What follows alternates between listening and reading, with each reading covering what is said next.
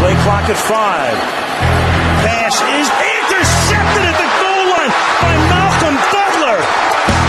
Unreal. Amazing. Podcast Patriotas, do fã-clube oficial dos Patriots no Brasil.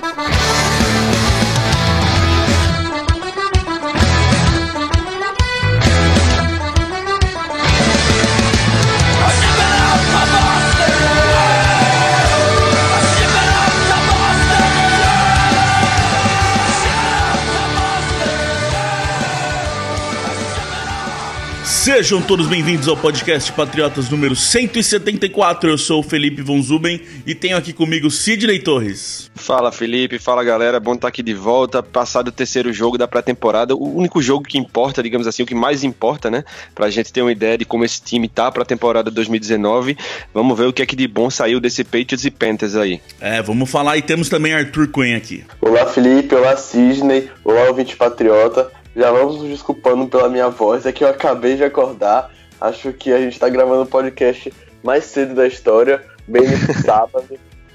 Tivemos que dar uma madrugada pra sair com esse programa para vocês. Pois é, isso que eu ia falar. Vocês podem ver que as vozes estão um pouco estranhas, mas a gente... Sidney, é um compromisso que a gente tem com a galera. A gente não gosta de soltar programa muito depois do jogo. Como esse jogo foi na quinta e as nossas agendas simplesmente não iam bater nesse final de semana, a gente tá aqui no sábado de manhãzinha gravando, então por isso essa voz estranha, né? Não é bom deixar esfriar, né, o jogo, né? Você tá com... É bom gravar com ele ainda fresco na memória, e essa agenda da pré-temporada é toda maluca, né? Tem jogo tudo que é dia. E na temporada isso vai acontecer também, né? Todo time joga na quinta-feira, com os Patriots não é diferente, e pode ser que tenha podcast aí em dias alternativos também. Então, ó, não se assuste, estamos bem, tá? Só é um sábado de manhã gravando o podcast. Bom, vamos falar desse programa, vamos falar desse jogo 3, como o Sidney falou, o jogo onde os titulares atuam, Brady em campo, a gente viu a maioria, tivemos uma boa ideia de qual que é esse time titular, que não muda muito, pra falar a verdade, do ano passado, mas tem alguns pontos interessantes que a gente vai trazer aqui. Mas antes...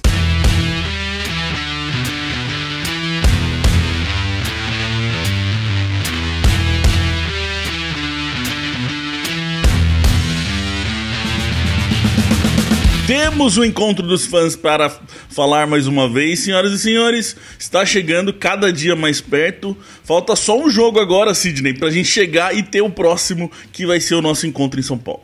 Parece que não passa, né? A ansiedade tá tão grande com esse encontro que essas 2 semanas que faltam vão durar um ano aí. Mas, cara, vai ser muito bom. Quem puder ir, a gente reforçou esse convite semana passada e vamos falar de novo. Vão, porque vai ser muito legal, cara. Vai ser uma experiência incrível, todo mundo junto, todo mundo confraternizando, vai ter brincadeira, vai ter prêmio, vai ter o jogo da estreia na temporada, inaugurar o 6º banner justo contra os Steelers, vai ter um sabor especial além de tudo. Então, quem puder ir pra esse encontro, não perca. Inclusive, eu vou ficar no mesmo hotel do Sidney. Então, ali no domingo de manhã, a gente vai fazer uma sessão de autógrafos pra quem quiser comparecer e tudo mais.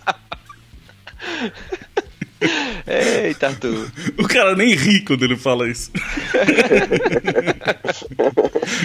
A cara é tanto de pau que ele nem ri quando ele fala isso. Ah, meu Deus do céu. Eu não vou dar autógrafo porque eu sou aqueles chatos. Pronto. Não me filme, Felipe é aquele, não me filme. Exato, fala com o meu agente. Mas estaremos todos lá em São Paulo para o encontro de fãs, como o Sidney falou, reforço aqui, se você vai poder estar em São Paulo, se você é de São Paulo, se você consegue estar em São Paulo no dia 8 de setembro, no domingo, primeiro domingo de NFL, a gente quer você lá com a gente para assistir esse jogo junto. E uma das parceiraças nossas, aliás, ajuda a gente a fazer tudo aqui no Patriotas, é a Super Ingressos, que tá com a gente nesse projeto.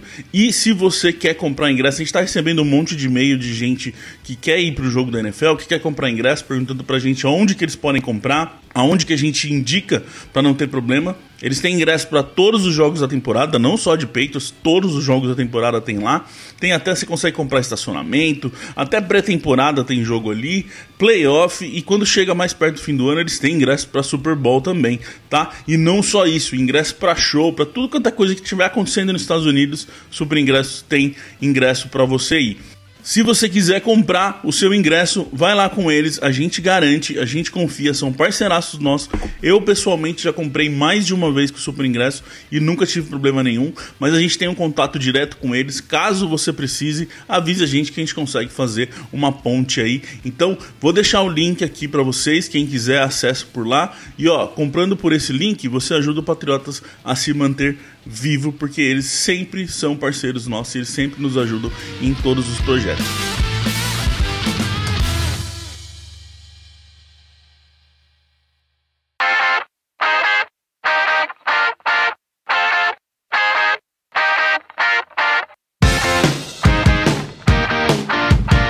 Jogo 3 da pré-temporada é o jogo que mais vale, isso todo mundo já sabe, que é o jogo onde os titulares mais participam. E foi o que a gente viu, né, Sidney? Brady em campo, 1/4 aliás, teve nesse ano, fazia tempo que eu não via tanto titular fora nos outros jogos como foi nesse ano, né? Basicamente, muito titular nem entrou, nem olhou pro campo direito. E aí, nesse jogo, foi onde a gente conseguiu ver esses caras de volta. Então, assim, quarto jogo é o tradicional, que não entra mesmo. Então, é quase certeza de que de galera titular que a gente viu foi para esse jogo 3 só. E agora é contra os Steelers, né?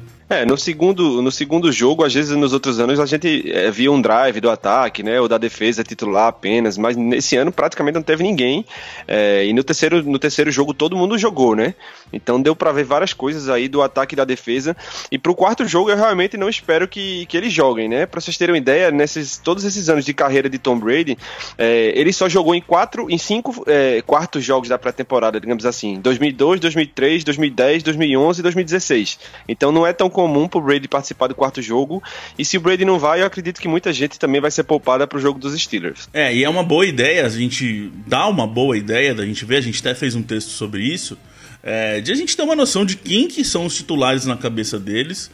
Eu até falei isso no texto, que, assim, é o primeiro e o segundo drive, basicamente, que vale, porque depois eles começam por outros jogadores que não necessariamente são titulares já, que não necessariamente estão garantidos no 53, mas eles colocam até para eles sentirem como que vai ser aquele jogador jogando com os titulares. E também enfrentando titulares, essa é uma coisa importante também que a gente não pode esquecer. E foi uma questão que a gente viu nesse jogo, né, Sidney? O Dorsett jogando muito bem, que aí você vê a diferença de jogador que já tá lá faz tempo, jogador que é de roster, para outros jogadores que estão buscando. E vimos a questão também do Meyers, que tem a pergunta aqui da nossa Júlia Panigassi. Ela mandou: Meyers foi muito bem, mais uma vez, com Steedham, mas com Brady Boy não. Será que isso impacta na decisão final? O que a gente pensa disso? Bom, eu acho que isso é óbvio que ele não teve o mesmo desempenho, o mesmo entrosamento com o Brady que ele vinha tendo e teve nesse mesmo jogo com o Steedham, mas eu acho que isso não bota o Meyers em risco de ficar fora do elenco, não. Acho que o que ele fez nos treinos e nessa pré-temporada, pra mim, já deixam ele no time. Agora, isso mostra, na minha opinião, que Dorsett é muito bom, cara. Ao contrário do que muita gente pensa, a reclamação que eu tinha do ano passado era que ele não entrava em campo. Não é que eu não gostava do Dorsett. Eu reclamava que eles, por exemplo, o Hogan não estava bem ano passado e o Dorsett ficava no banco. Ele mostrou que ele tem um entrosamento muito grande com o Brady. Aquele passe, aquela rota comeback que ele fez, acho que umas 18 jardas, o Brady lançou a bola bem antes do Dorsett virar, é porque ele confia nele. O Brady falou na entrevista que sabe que o Dorsett vai estar no lugar certo, na hora certa. Então, assim, pra mim isso mostra que ele tá bem encaminhado aí por essa briga no roster, mas não diminui a qualidade do Meyers, não, é normal, ele é calouro, nem todo jogo ele vai estar clicando certinho com o quarterback. Arthur, eu acho que assim, a gente pode trazer um exemplo aqui bom de como jogar junto faz diferença. Porque, como a gente lembrou aí, o Sidney falou, Brady com o Dorsett dá uma diferença boa, porque eles já estão jogando faz tempo juntos. E o Meyers com o Steedham estão jogando muito mais tempo, porque esses jogos aqui eles estão jogando, fazem 2 jogos já que eles jogam juntos. Então isso ajuda também, ajuda esse entrosamento, né? Tipo, de fazer o cara acostumar mais com o ritmo do outro. Acho que muito disso, né? Acho que precisa de tempo mais do Meyers com o Brady jogando pra gente sentir ele jogar melhor, né? Sim, obviamente. Até porque Meyers só teve contato com o Brady a partir ali do minicamp e do training camp. já que o Steedham já tá criando essa química desde os OTAs, porque Brady acabou não participando dos OTAs, não eram treinos obrigatórios, só que o Steedham e o Mads estavam lá. Teve o minicamp dos Rooks também, que só ambos participaram, e o minicamp, o training camp e os 2 jogos da pré-temporada. Já o contato de Mads com o Brady não é tão grande assim, não tem um longo espaço de tempo, só que, como o Sidney disse, não é motivo para se preocupar. Foi só um jogo de pré-temporada, isso não quer indicar que Mads vai ser cortado do elenco, longe disso. E pra mim é mais um wide receiver que, na minha concepção, já está garantido no roster final. Eu acho que tem 2 questões aí também interessantes de se pôr, que é a questão do Meyers estar no primeiro ano, Meyers Rookie. Não vamos esquecer que foi a primeira vez em jogo que ele entrou com Tom Brady em campo. E isso deve dar um nervoso absurdo para qualquer recebedor. Ainda mais ele, que é rookie, que viu o Brady, basicamente cresceu com o Brady jogando na televisão. Você entrar a primeira vez com o Tom Brady lançando para você, cara, é óbvio que você vai ficar nervoso. Então, assim, tem esse fator que pode ter influenciado. Ele tá nervoso de estar ali. Ele até falou em entrevista que depois o Brady deu uma cagada nele. E ele falou, meu Deus, o Brady tá me dando uma cagada em campo. Tipo, até isso ele tava vislumbrado, assim. Tipo, eu tô recebendo um passe do Tom Brady, eu tô fazendo isso com o Tom Brady tá me dando uma cagada. Mas põe-se você no lugar dele. Como que seria você estar em campo pela primeira vez com o Tom Brady lançando pra você? E uma outra coisa que eu acho que entra nessa história toda é que, assim, o Meyers é muito bom, mas ele ainda tem o que evoluir, lógico, e principalmente em leituras. Então, assim, foi o Meyers enfrentando titulares do outro lado, que vai ser um pouquinho mais difícil pra ele. A gente viu a diferença dele jogar com titular e dele jogar com reserva. Quando ele enfrenta a reserva, ele aparece. Quando ele enfrentou o titular, nessa primeira vez, ele não apareceu tanto. É óbvio, são jogadores melhores do outro lado.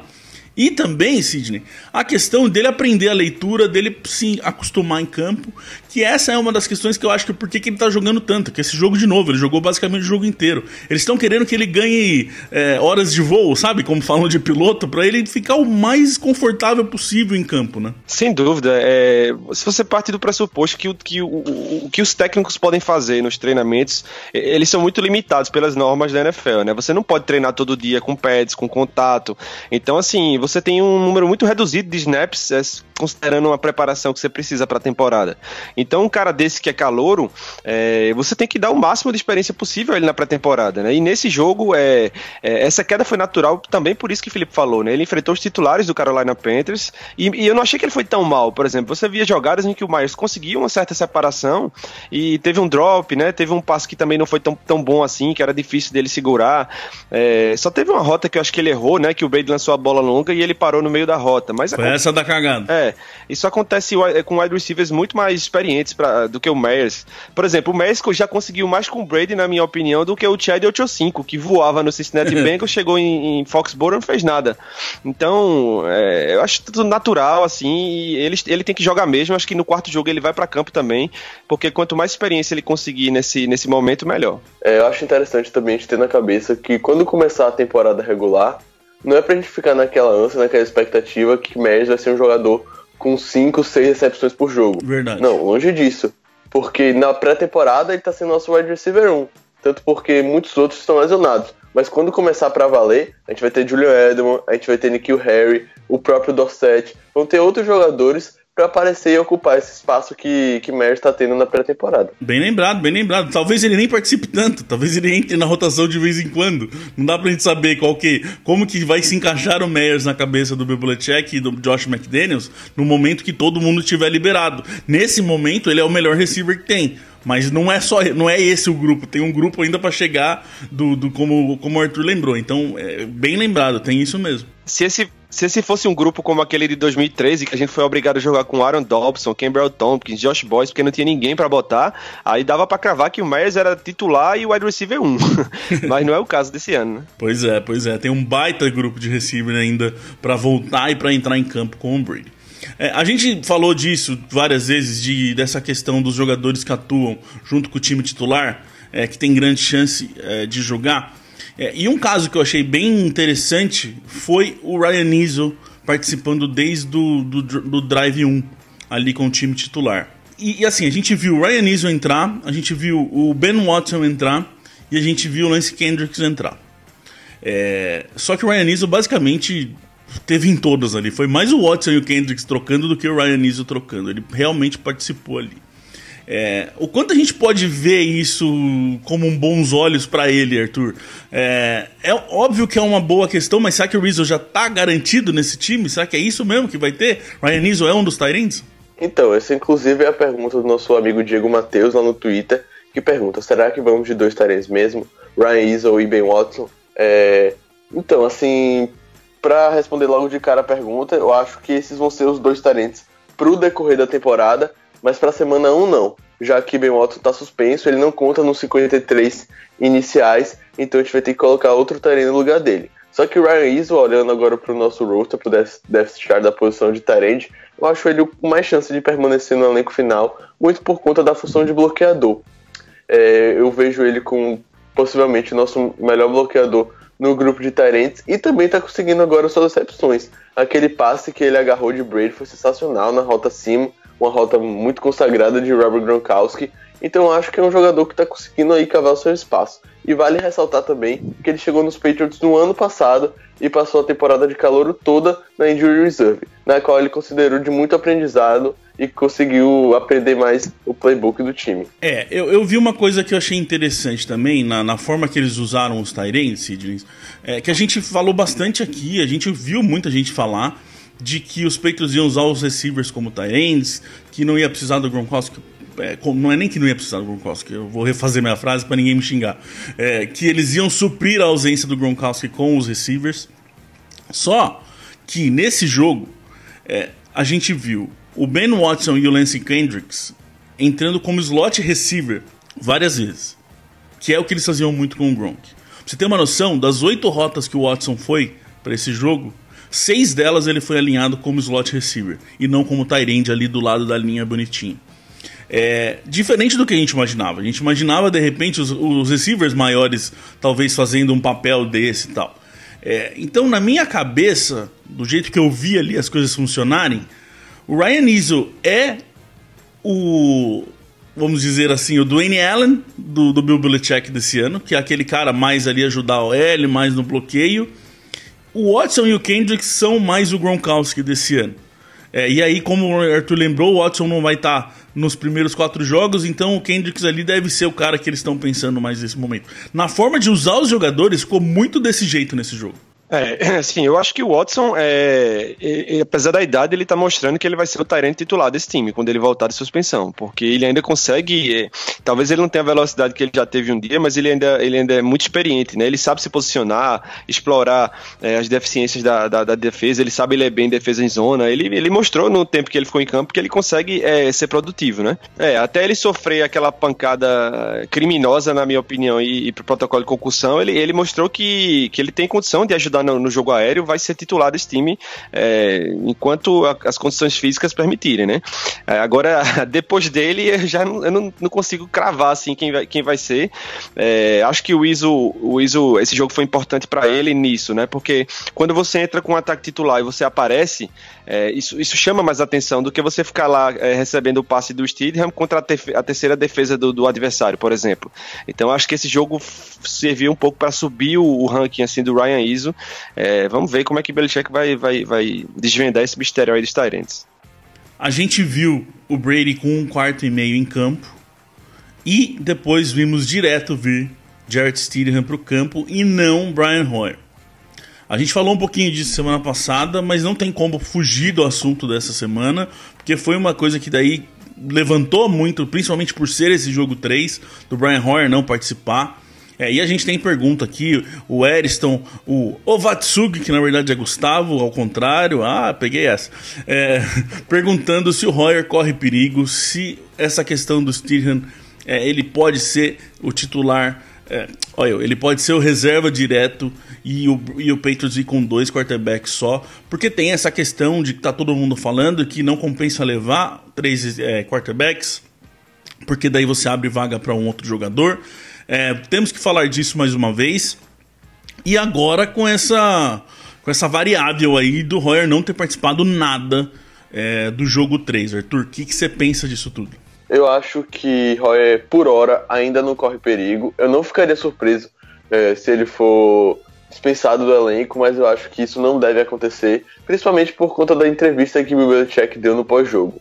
Ele foi questionado sobre esse assunto, ele já de antemão disse que it's not a big deal, que não é nada tão relevante assim, porque Hoyer já jogou muito futebol ao longo da sua carreira, já é um veteranaço. Eles quiseram observar um pouco mais do Stidham. E aí, falando sobre o próprio Stidham, Bill Belichick falou que é um garoto que tem muito a evoluir, e, inclusive comparado aos outros 2 quarterbacks do elenco. Então ele já meio que deu uma deixa que Hoyer deve estar dentro. Eu nem tinha visto essa entrevista, para ser bem sincero, mas eu já tinha minha opinião disso tudo, que é assim.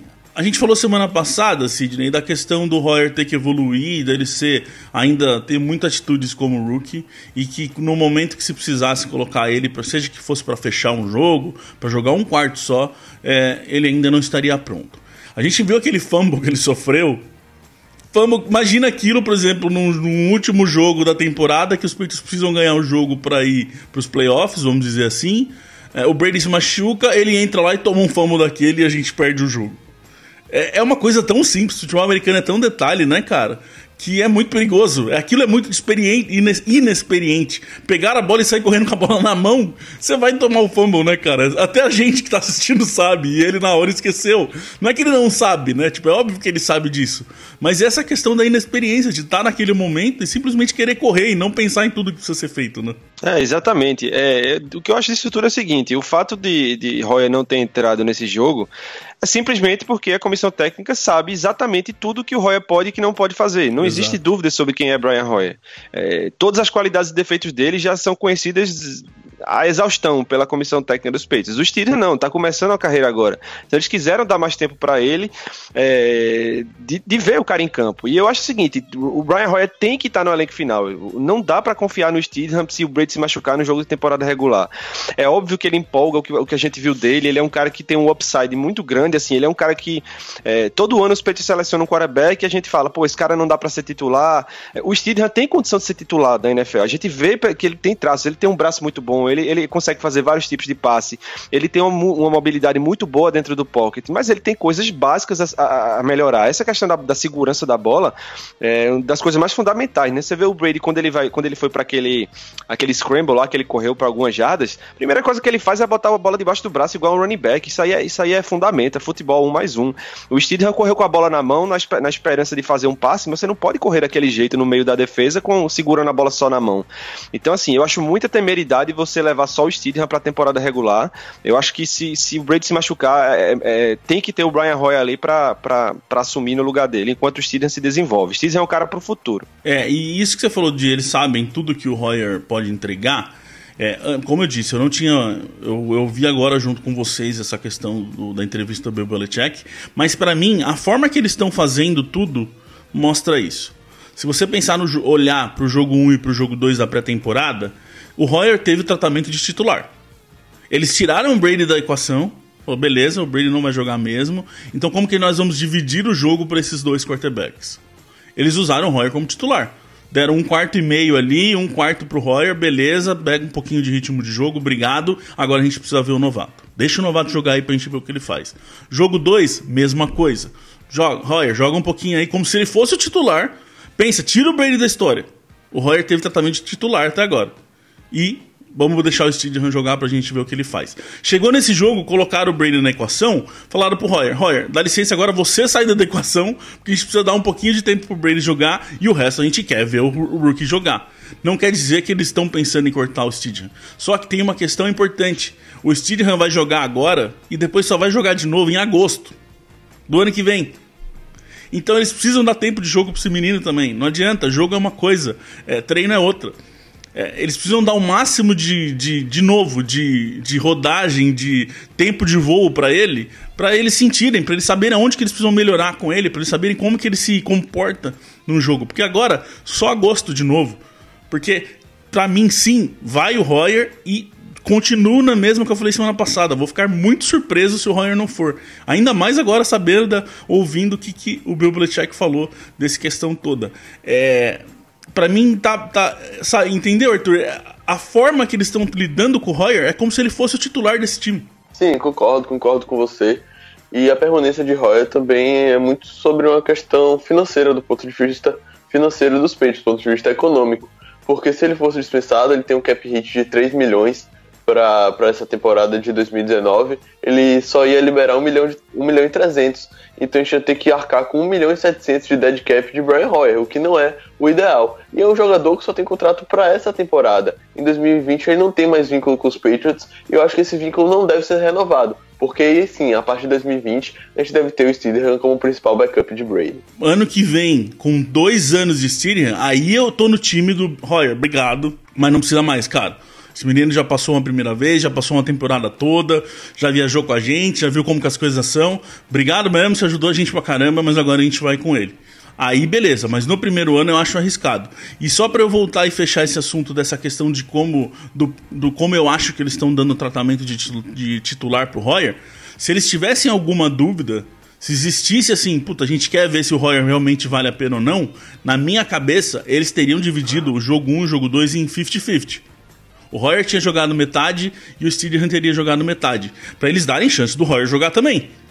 Pro Hoyer atuar e mostrar mais. Ele não vai lá participar de 3 drives e acaba. Porque aí seria mancada com ele. E eu não acho que eles seriam mancada com o Hoyer pelo todo o relacionamento que existe entre Bill Belichick e Hoyer, McDaniels e Hoyer. O cara não é a primeira vez que está aqui, ele já esteve em outros. Então, na minha cabeça, se existisse uma dúvida, estariam dividindo o jogo em meio a meio e não estariam deixando o Steedham jogar 75% de todos os jogos.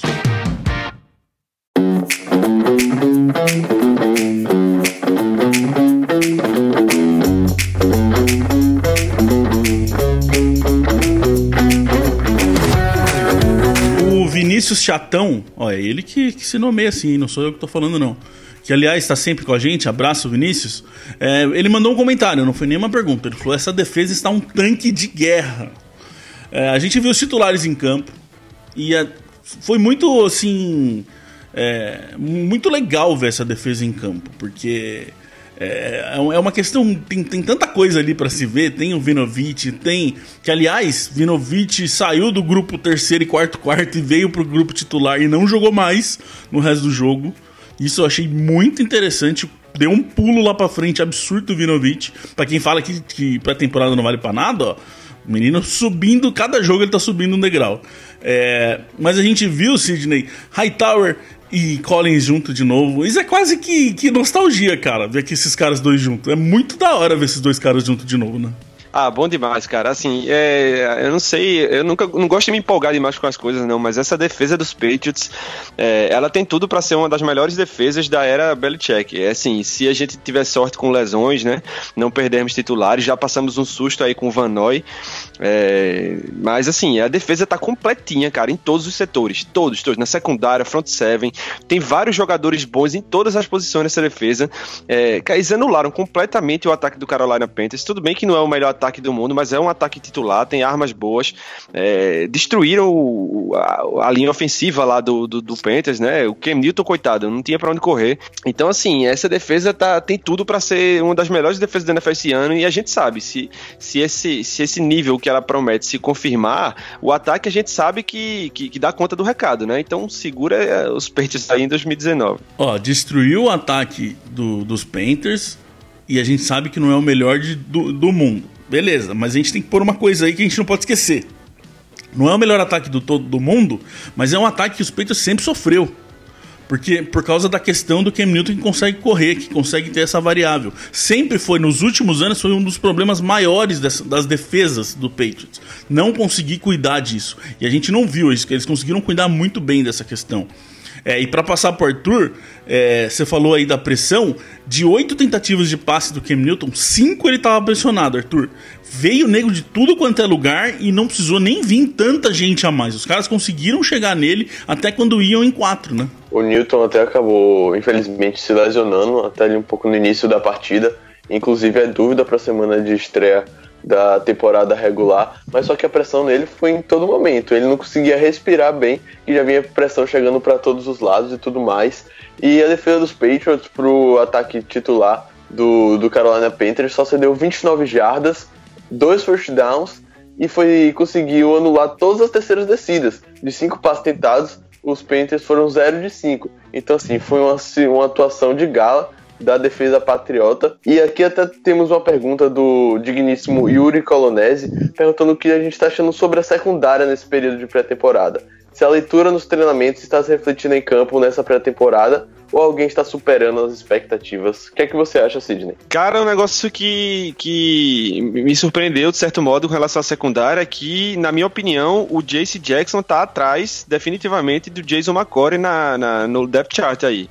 Ele tá tendo tratamento de reserva, a secundária, quando tá indo com 3 corners, tá indo com o Gilmore de um lado, o McCourty do outro, e o Jonathan Jones no meio, então o J.C. Jackson tá entrando quando um desses caras sai, e eu achei que, assim, diante da grande temporada que ele fez ano passado, ainda que o McCourty tenha ido bem também, eu achei que o J.C. Jackson ia dar uma evoluída grande e ia tomar uma vaga dessa de titular, mas não é o que a gente tá vendo.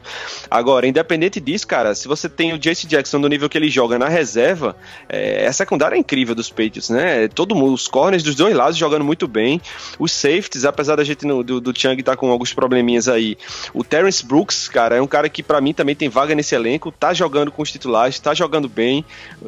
Essa secundária, assim, ela vai dar muito trabalho pros quarterbacks adversários, e essa secundária pode ter certeza que ela vai dar muito tempo pro pass rush dos Patriots, que é bom chegar no quarterback, assim. Então, assim, tá toda completinha a defesa, sabe? Tudo se encaixando. É isso que eu ia falar. A gente viu vários momentos ali o front seven vir com tudo, e você só consegue fazer isso quando você confia quem tá lá atrás. A gente já falou isso desde o primeiro podcast Patriotas que existe, faz 174 programas, que a gente fala do cobertor curto.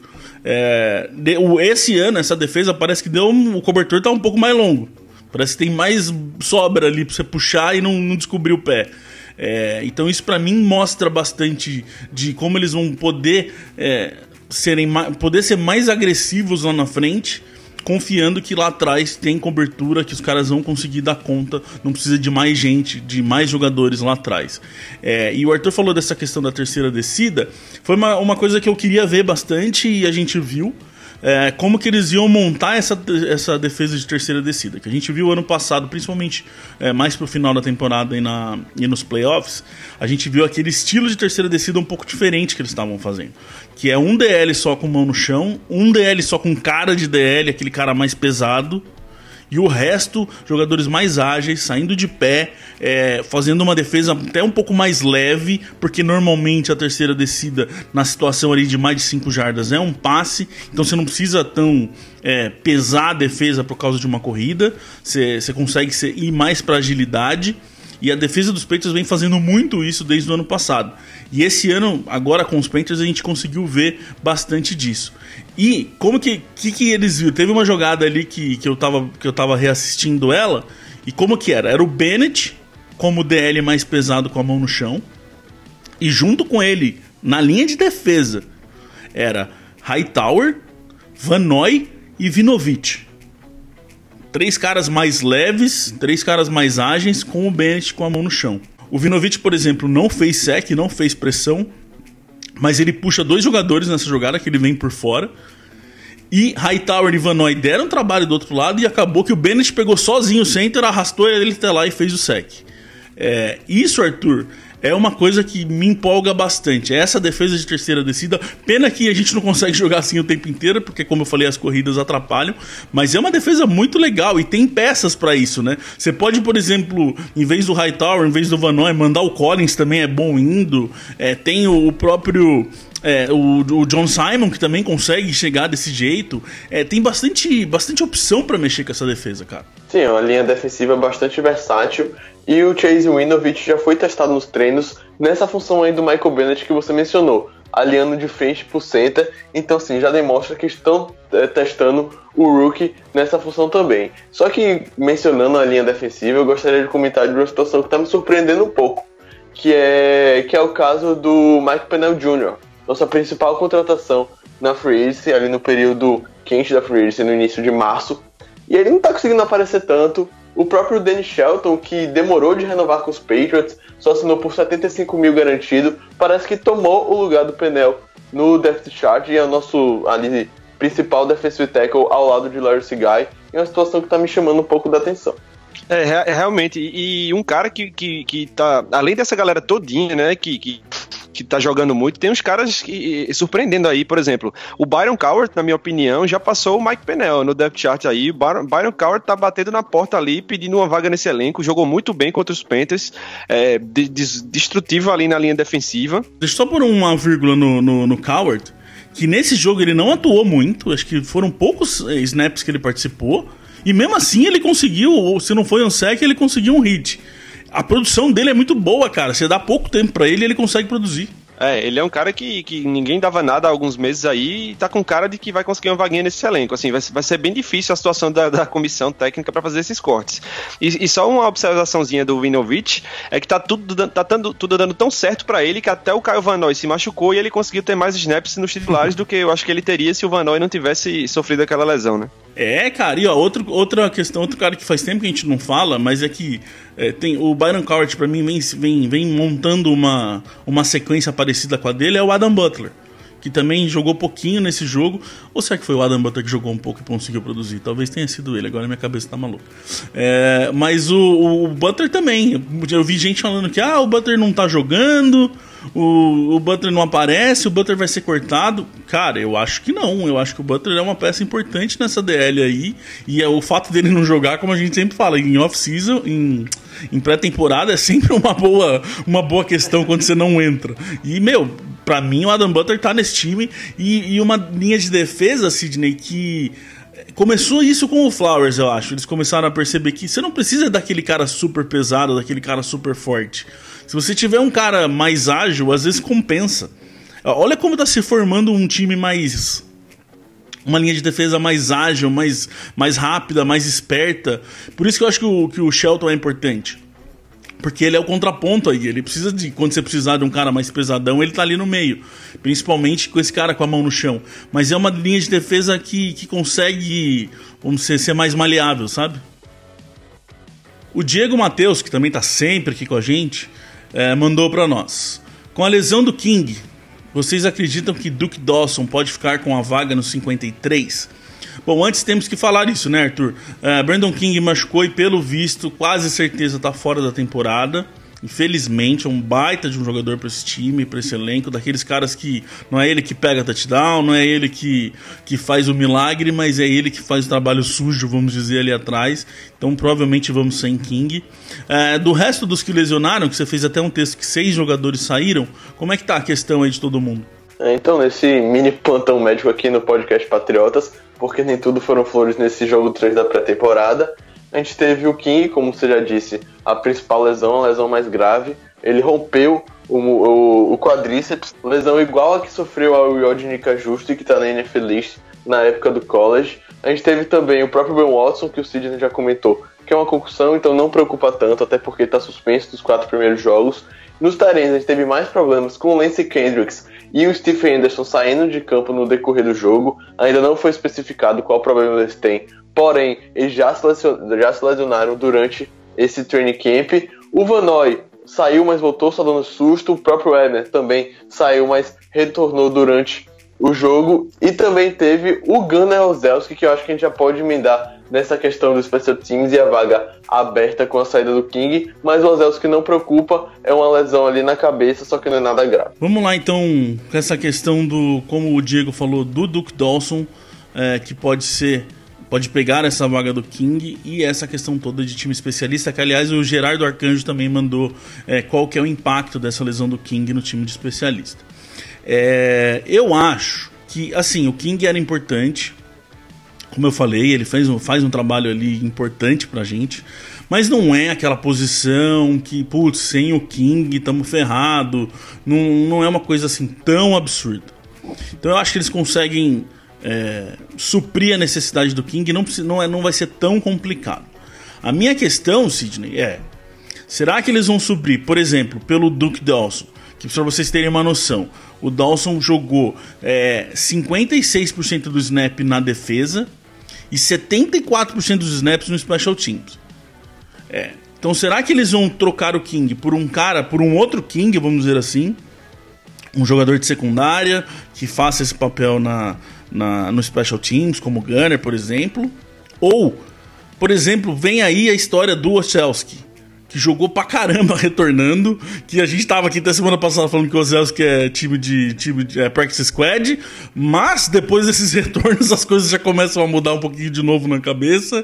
E será que, por exemplo, o Ozzelski não consegue pegar essa vaga como retornador, special team ali? E outra, não podemos esquecer que o Ozzelski já jogou de corner. Jogou a vida inteira de corner. E só agora tá querendo ser receiver. Talvez essa versatilidade toda do Ozzelski, de retornar, de ser rápido, de poder entrar como receiver, de poder entrar como corner, talvez essa vaguinha do King vá pra ele, cara. É uma escolha muito difícil, porque você tem bons argumentos pra defender qualquer um dos dois, né? Se você pensar assim, a escolha mais lógica, sem pensar, seria o Duke Dawson, porque também é um jogador de secundária, daria um depth ali na secundária, ele não é titular, mas ficaria atrás dos jogadores que estão acima dele lá, o J.C. Jackson, o Jonathan Jones e por aí vai, e também ajudaria nos special teams. Só que você pensa, essa secundária dos Patriots tá com uma profundidade absurda, né? Tem um cara como o J.C. Jackson tá no banco. Então, assim, será que não vale a pena você usar um cara dinâmico feito o Ozzelski, né? Porque, assim, ele tá jogando muito, cara. Ele tá retornando muito bem. Na minha opinião, ele já tirou o Braxton Berrios do roster, porque a única chance do Berrios entrar pra mim era se fosse como retornador, e eles não vão botar o Berrios na frente do Ozzelski, na minha opinião. São dois caras que têm condição de ir pro practice squad ainda, mas o Ozzelski, na minha opinião, já passou o Berrios. E é muito, cara, muito dinâmico, cara. É aqueles caras que fazem você ter vontade de assistir o jogo, né?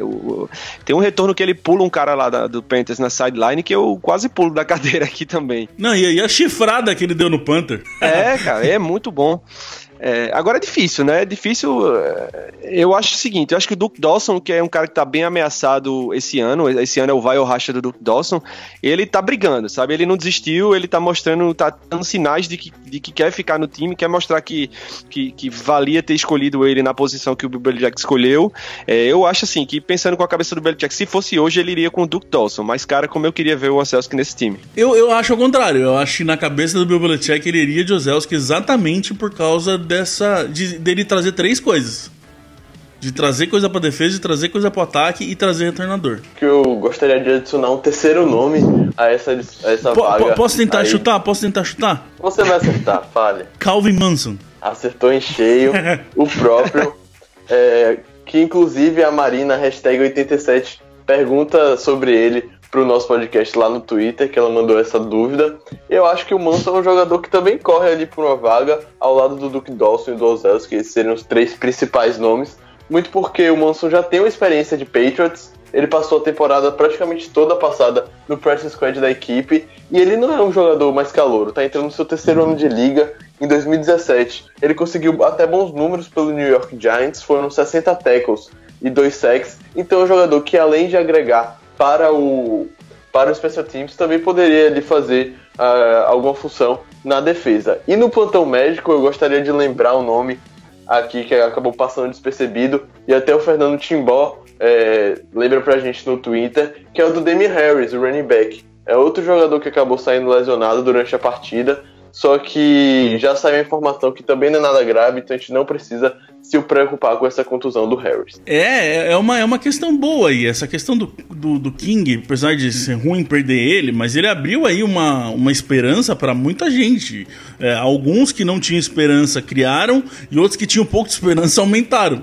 É interessante isso. Eu vi até um cara nos Estados Unidos fazendo uma piada que, assim, para quem não sabe, o Patrick Chung tá sendo acusado de posse de cocaína, aquelas coisas clássicas de NFL, que a gente não sabe ainda o que vai acontecer, se ele vai ser suspenso, se ele não vai, se ele vai ser preso, se ele não vai. Então tá bem ainda nebulosa essa história. Mas eu vi um cara falando assim: ó, pra vocês verem como o Bill Belichick faz essa NFL diferente de todo mundo. Ele arranjou um jeito do Chung perder uns 4 jogos aí pra ele levar um cara a mais, pra depois trazer o Chung e fazer os esquemas acontecer. O Belichick joga xadrez enquanto a liga joga damas, né? Exato. Ele falou: isso tudo do Chung aí é pra levar um cara a mais, vocês não estão entendendo. Então, assim, tem muita coisa que pode acontecer, qualquer detalhe vale. E assim, vamos ver, essa questão do King vai abrir um negócio bom aí. Eu acho que, volto a falar, até semana passada eu tava com o Ozzelski no Practice Squad. Agora eu acho que eu já não tô mais de novo. Na primeira semana eu não tava. Daí na segunda e terceira eu tava. Agora eu já não tô mais. Eu não sei. Eu não sei porque que eu tô fazendo esse programa. Eu só mudo de opinião toda hora.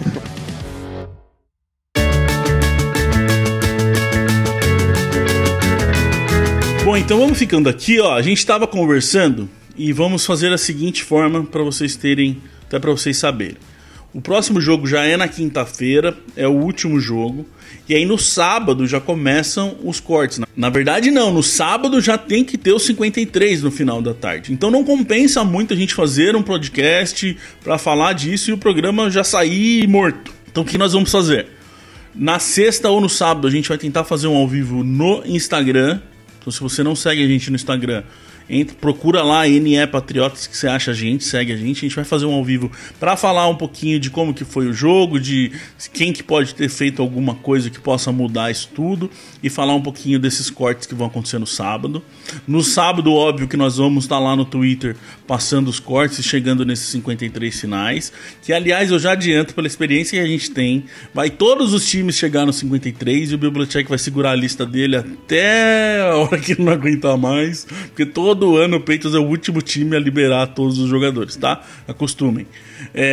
E aí no domingo já sai Practice Squad também, né, Arthur? Então a nossa ideia é, fazemos uma live no Instagram entre sexta e sábado, vamos ver ainda como que vai estar a nossa agenda, para falar do jogo, e no domingo à noite a gente grava o próximo podcast Patriotas para já falar desse elenco final e a gente começar a falar de temporada regular, né? Perfeito, perfeito. Na sexta, no sábado, no dia que a gente conseguir fazer a live, a gente também vai comentar assim nossas previsões finais para os 53, que ali os cortes vão estar batendo na porta, então não deixe de nos seguir no Instagram, lembrando que no sábado a gente vai estar em tempo real no Twitter, basicamente o dia todo, trazendo para vocês as últimas informações de quem ficou no elenco e quem acabou sendo cortado. E no domingo, vale ressaltar que durante o dia tem a montagem do Practice Squad, então a gente também deve ter algumas mudanças ali no roster patriota. Então, ó, se tudo der certo, se tudo for como a gente quer, entre sexta e sábado, fique esperto lá que a gente vai aparecer numa live para falar com vocês. E no domingo à noite deve sair o podcast 175, já da gente falando desse elenco final. Beleza? Obrigado, Sidney. Obrigado, Arthur. Até a próxima. Valeu, galera. Grande abraço. Abraço, ouvinte. Falou, galera. And the way that they play as a team, and will always be true to the red, white and blue, our New England American dream. When they take to the field, they don't often yield. They'll bend, but they seldom will break. If the first half should sour, well, there's still half an hour. They'll ignore every bruise, every ache, and they'll pull it all out at the end of the bout. If it's close and the game's getting scary, if the offense can't score with a few seconds more, then we call in old clutch Vinatieri. We love our New England Patriots and the way that they play as a team, and we'll always be true to the red, white and blue, our New England American dream. I can't say enough about the wonderful stuff that they do with a field and a ball.